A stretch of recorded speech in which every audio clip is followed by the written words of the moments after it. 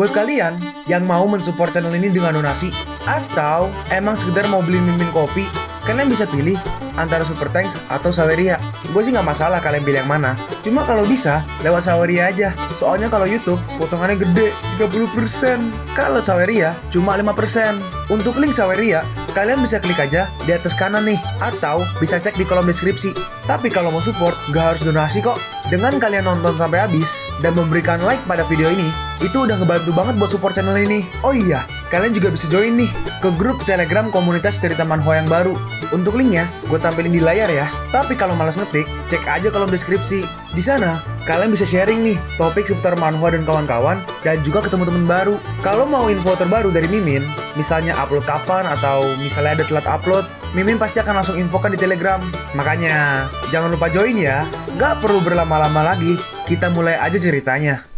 Senjata ajaib, Lao Yuko seperti melakukan sesuatu dan muncul sebuah hologram situ Wushu. Yuko, kalau kau melihat pesan ini, itu membuktikan bahwa lelaki tua ini sudah tidak ada lagi. Aku tidak punya banyak waktu tersisa, jadi kamu nggak perlu sedih. Selanjutnya, kau harus mendengarkan dengan cermat apa yang akan aku katakan. Ini tentang kelangsungan hidup seluruh dunia. Lebih dari 30 tahun yang lalu, dalam pertempuran antara Haotian dan Taikin, aku memimpin pasukan ke pedalaman Haotian dan datang ke Dragon City. Ketika aku mendengar bahwa ada properti yang tersisa dari dinasti sebelumnya yang tersembunyi di Dragon City, aku memimpin pasukan untuk menjelajah. Dan benar aja, makam itu ditemukan. Di dalam makam itu ada sebuah lorong. Aku mengikuti jalan menuju dunia bawah tanah yang misterius. Di sini penuh dengan binatang aneh yang belum pernah terlihat sebelumnya. Setelah beberapa putaran dan belokan, aku bertemu dengan seorang lelaki tua misterius. Lelaki tua itu menyebut dirinya wali sebagai penjaga harta bernama Fragment of Dawn. Benda ini adalah penopang keberadaan seluruh dunia.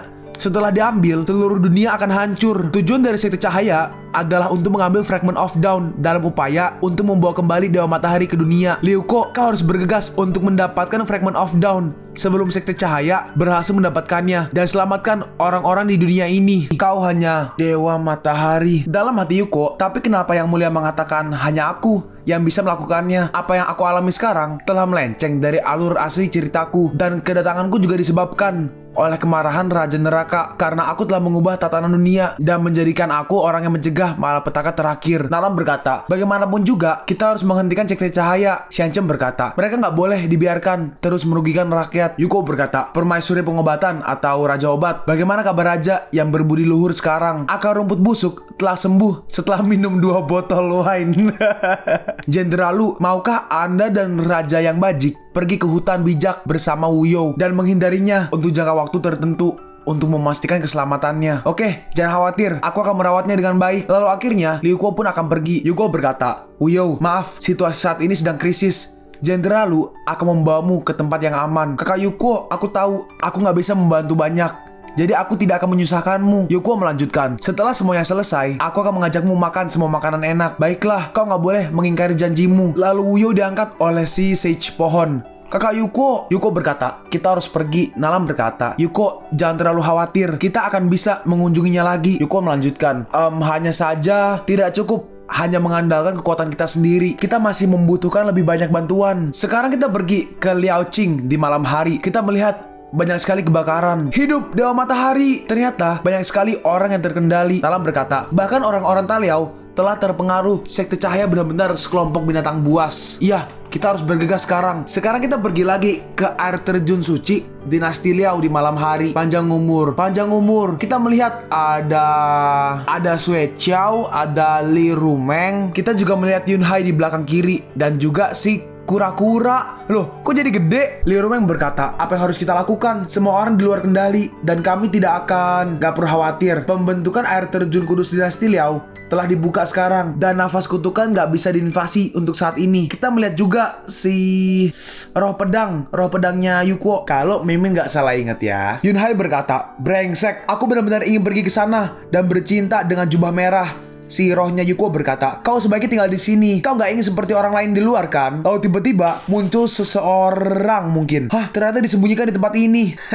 Ternyata orang ini adalah utusan sekte cahaya, Yun Yi. Kok cepet banget rusaknya? Lalu si kura-kura siap-siap tuh. Kura-kuranya menyerang, tapi Yunyi menggunakan satu buah batu virtual stone. Dia menyerang kura-kura itu, dan kura-kura itu langsung tumbang dan terkendali. Panjang umur. Sedangkan Yunhai menggunakan AK-47. Matilah untukku. Hanya itu. Tapi dengan mudah pelurunya semua dihentikan. Hah? Sekarang giliranku. Yunyi ingin menyerang, tapi tiba-tiba ada sebuah burung muncul. Itu adalah Liuko dan juga Nalan. Mereka pun sampai. Li kecil, bos. Hah, gak peduli berapa banyak orang yang datang ke sini. Itu gak berguna. Lalu Yuko langsung mengambil pedangnya. Yunyi berkata, Kau gak dikendalikan oleh batu virtual. Dan pada akhirnya Liuko berhasil menyerangnya. Gak mungkin. Dan Yunyi langsung terbelah dua. Virtual stone-nya pun juga hancur. Hei, Li kecil, apa kau nggak bisa menahan kesepian? Kau datang begitu cepat padaku. Dalam hati Yuko, bagaimana mungkin wanita ini nggak tahu malu begitu aku datang? Bagaimana cara aku menjelaskannya pada Meng-er? Yo, Nyonya Honor juga ada di sini. Nyonya Honor ya istrinya lah ya. Yaudah, mari kita ke bisnis pertama. Yuko berkata, kalian bawa Leontin Giok ini untuk menahan kendali batu virtual. Sue Chow berkata, aku belum pernah mendengar tentang sekte cahaya, tapi aku akan berusaha untuk melakukan apa yang kau katakan. Selain itu, Pei Tua, kau tetap berjaga di sini untuk menjaga Sue Chow. Oke, sama jalan bos. Dalam hati Sue Chow, Nalan Meng emang sangat cantik. Gak heran kalau kau terus memikirkannya. Saat terbang, Nalan berkata, itu permaisuri Taliao. Dia mempunyai karakter yang baik. Hiko berkata, Meng-er, ini salah paham. Itu Sue Chow. Dia rakus akan tubuhku dan aku gak punya perasaan terhadapnya. Ketika aku menyelesaikan bisnis, mari kita lihat bagaimana aku akan berurusan denganmu. Yuko pun kembali. Yuko dihampiri oleh Xianchen. Xianchen berkata, Yuko, apa kau khawatir? Yuko menjawab, pertarungan ini sengit dan aku gak yakin bisa menang. Xianchen bertanya, masih ingat keputusannya? Yuko menjawab, iya, sekarang kau dan aku bukan apa yang kita dulu. Kita pasti akan bisa menembus tingkat tertinggi.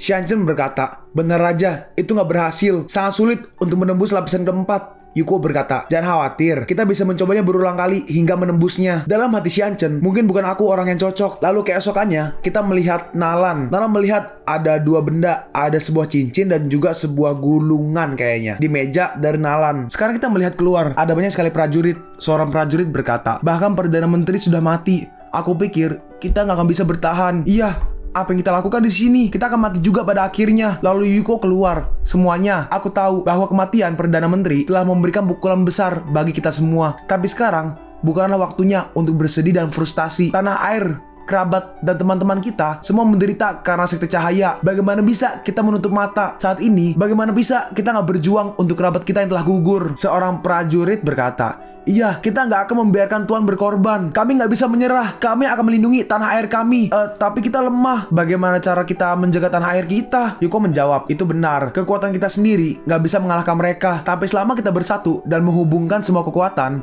kita pasti akan menang. Meng-er dan aku sudah pergi ke banyak tempat dan meminta bantuan ke banyak kekuatan. Aku harap kita semua bersatu dan pergi ke kota naga untuk melawan konspirasi sekte. Usir kelompok orang yang menyerbu rumah kita. Ya, usir sekte cahaya. Jaga tanah air. Sial, kelompok bajingan ini telah membunuh tuan kami. Kami pasti akan membalaskan dendam tuan kami. Itu benar. Dengan cara ini, kita akan mengepakkan senjata kita dan pergi ke kota naga. Kita sekarang pergi ke Yuko, Pai Chishan, dan pemimpin sekte yang wanita. Salah satu ketua dari sekte cahaya, bukan pemimpin. Ketuanya berkata, belum tembus, sayang sekali. Ye Chong berkata, Venerable, segera aku akan menerobos.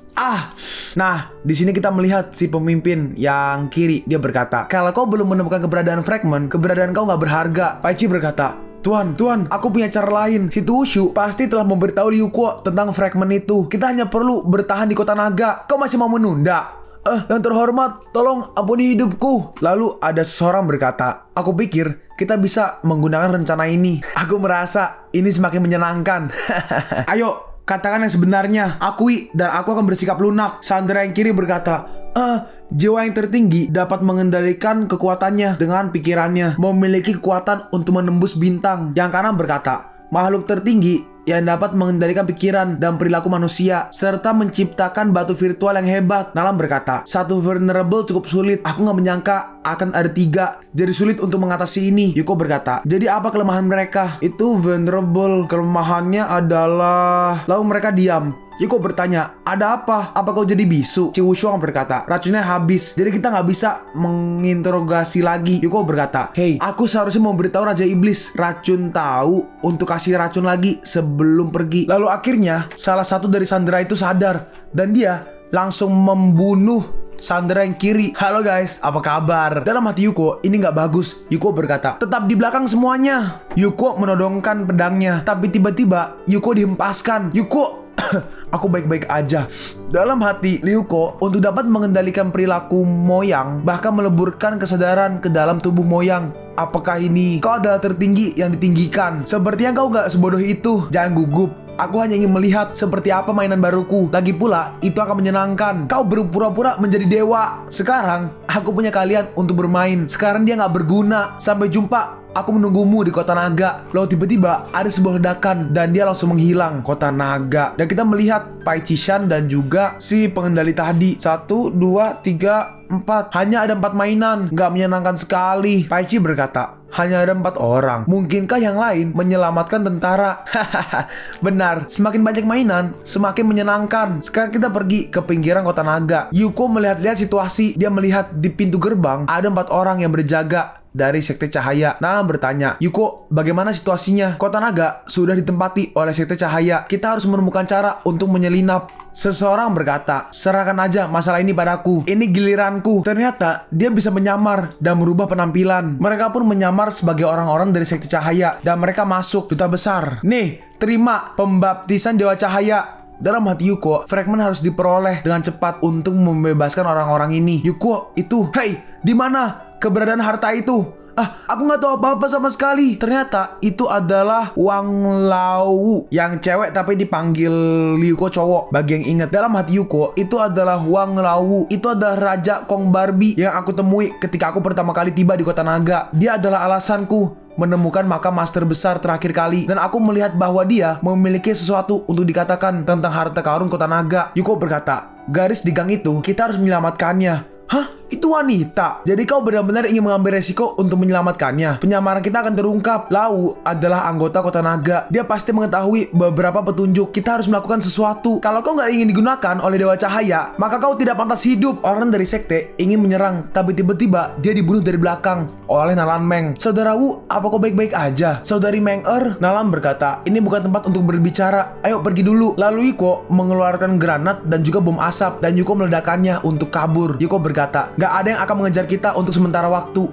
Saudara Wu, tunggu. Lalu Yuko mengeceknya. Yuko berkata, meridiannya semua rusak. Aku takut. Saudara Wu berkata, saudari Meng jangan merasa buruk. Ini adalah harta karun yang diwarisi dari nenek moyangku. Terkait dengan harta karun kota naga, jangan biarkan orang jahat lain mengambilnya. Lalu akhirnya Lawu pun meninggal. Lawu, Yuko berkata, kita harus bergegas mencari pecahannya. Jangan sampai Wang Lawu dan pengorbanan mereka sia-sia. Selanjutnya, kita harus mengikuti peta harta karun kota naga yang menunjukkan lokasi ini. Tunggu, lokasi yang ditunjukkan oleh peta kebetulan candi ini. Lalu mereka mulai mencari-cari. Lalu Yuko nggak sengaja menginjak sesuatu dan muncul sebuah seperti pintu naga. Awas, mundur. Lalu Yuko memencetnya dan muncul tangga yang misterius. Tangga rahasia lah, Yuko berkata. Akhirnya kita menemukannya. Tapi ternyata mereka ditonton oleh si orang dari Sekte Cahaya dari langit. Main petak umpet, tapi kamu terlihat. Mereka pergi ke Catacombs kota naga. Catacombs itu kayak semacam lorong, tapi yang isinya mayat-mayat. Udara sangat lembab dan ada bau busuk. Ciwushuang berkata, kenapa ada tulang putih di mana-mana? Hati-hati, banyak jebakan yang terkubur di makam ini. Dalam hati Yuko, sekarang ceritanya telah banyak berubah. Aku gak yakin apa yang akan kita temukan. Aku khawatir tulang putih ini adalah sisa-sisa perampok kuburan. Nalam berkata, Yuko, aku merasa ada yang gak beres di sini. Yuko berkata, nah, ini bukan tempat yang harus kita tinggali. Kita harus menemukan pecahannya cepat mungkin. Dari belakang, tiba-tiba ada tangan tulang yang menyerang ke arah Yuko. Tapi Yuko dengan cepat menghancurkannya. Yuko berkata, bagaimana kerangka ini hidup kembali? Ciwushuang berkata, aku sebelumnya telah mendengar bahwa formasi untuk membangkitkan orang mati akan diaktifkan ketika orang masuk. Hei kalian, itu lihat, lautan kerangka. Ya udah, coba ini. Lalu Yuko mengeluarkan grenade launcher dan Yuko meledakannya ke kerangka-kerangka itu. Hah?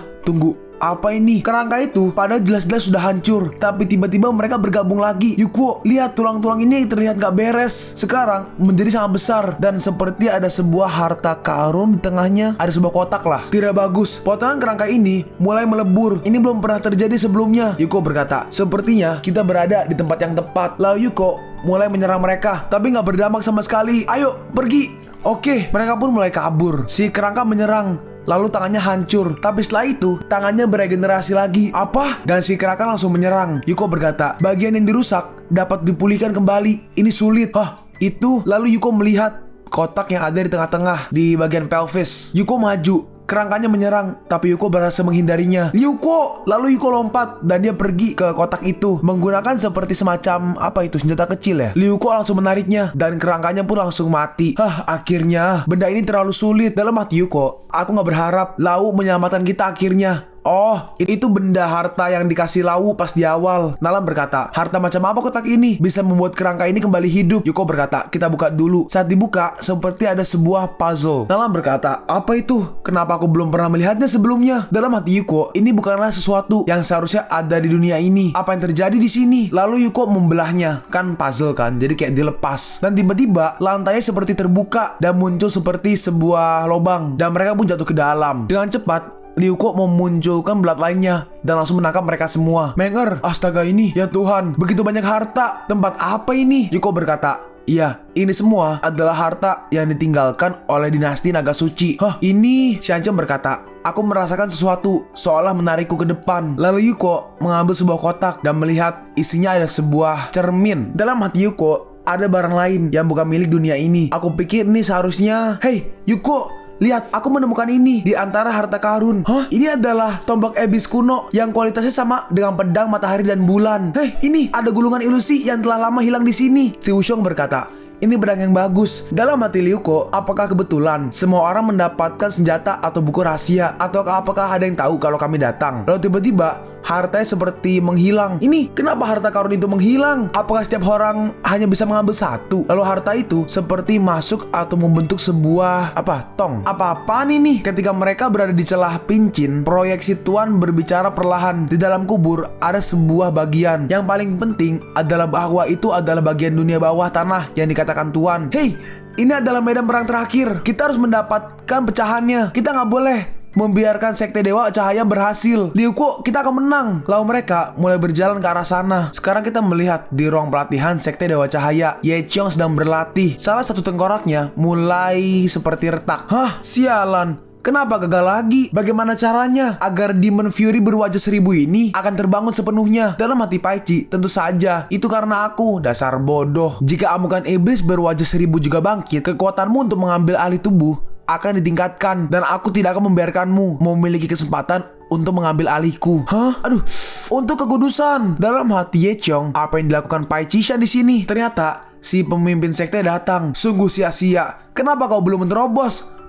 Yang mulia, aku, orang-orang di duniamu sampah semua. Ye Qiong ditampar. Paichi berkata, saya bertanya-tanya apa hal penting tentang kehadiran Anda di sini. Si pemimpin berkata, beberapa orang yang lebih rendah telah menemukan keberadaan fragmen itu. Saatnya bergerak. Setelah Yuko jalan ke arah portal yang tadi, kita melihat Yuko tertidur dan dia bangun. Aneh, kenapa aku tidur? Kemana Menger dan yang lainnya? Apakah portal itu membawa kita ke lokasi yang berbeda? Bunga apa ini? Lalu tiba-tiba ada sebuah monster besar keluar yang langsung menyerang Yuko. Tapi untungnya Yuko berhasil menahannya. Yuko mencoba menyerang, tapi nggak berdampak apa-apa. Lalu monster itu membuka mulutnya dan menyerang Yuko. Tapi Yuko untungnya berhasil menahannya. Serangan normal tampaknya nggak bisa menyebabkan kerusakan pada binatang itu. Energi spiritual ini terkonsentrasi pada bunga. Mungkinkah binatang itu melindungi bunga itu? Lalu si monster itu mulai menyerang lagi. Nah, ada celah. Dengan cepat, Yuko menyerang ke akar dari bunga itu. Lalu binatang itu pun langsung menyelam ke tanah. Kenapa kau kabur? Lalu tiba-tiba banyak sekali bunga yang kalau kalian tahu tuh yang kayak makan serangga, atau kalau kalian main Plants vs Zombie. Ini yang ini nih. Nah, bunga itulah. Tiba-tiba bunga-bunga itu muncul dan langsung menyerang Yuko. Tapi Yuko dengan cepat menggunakan pedangnya, dia memunculkan api dan langsung menyerang. Tapi ternyata bunga-bunga itu nggak terpengaruh. Bukankah aku baru aja membakarnya? Itu nggak ilmiah. Yaudah, karena ini masalahnya, lalu Yuko membeli sesuatu dari sistem. Coba yang ini kalau begitu. Yuko mengambil sebuah tong atau barel yang berisi mungkin semacam racun mungkin ya. Dan Yuko menghancurkan barelnya dan mulai hujan racun itu. Dan akhirnya bunga-bunga itu pun kalah. Hey, Saatnya untuk keluar. Monster itu keluar lagi dan Yuko dengan cepat langsung membunuhnya, membelahnya menjadi dua. Aku harus bergegas mencari Meng-Er jika dia juga bertemu dengan binatang berbahaya seperti ini. Lalu sekarang muncul lagi lebih banyak binatang yang mengelilingi Ryuko. Sedangkan Nalan ternyata dia terluka diserang oleh monster. Ryuko, sepertinya aku gak bisa melanjutkannya denganmu. Kau harus mendapatkan pecahannya dan menyelamatkan dunia. Lalu monster itu menyerang ke arah Nalan. Kalian pun sampai di penghujung video ini. Kalian mau tahu lanjutan chapter ini? Atau manhwa menarik lainnya? Makanya, jangan lupa subscribe biar kalian gak ketinggalan kalau gue upload video baru. Jangan lupa like, komen, dan share ke teman-teman kalian supaya channel ini bisa lebih berkembang ke depannya. Segitu dulu dari video cerita manhwa. Gua Sabik undur diri. See you on the next video. Zaijian!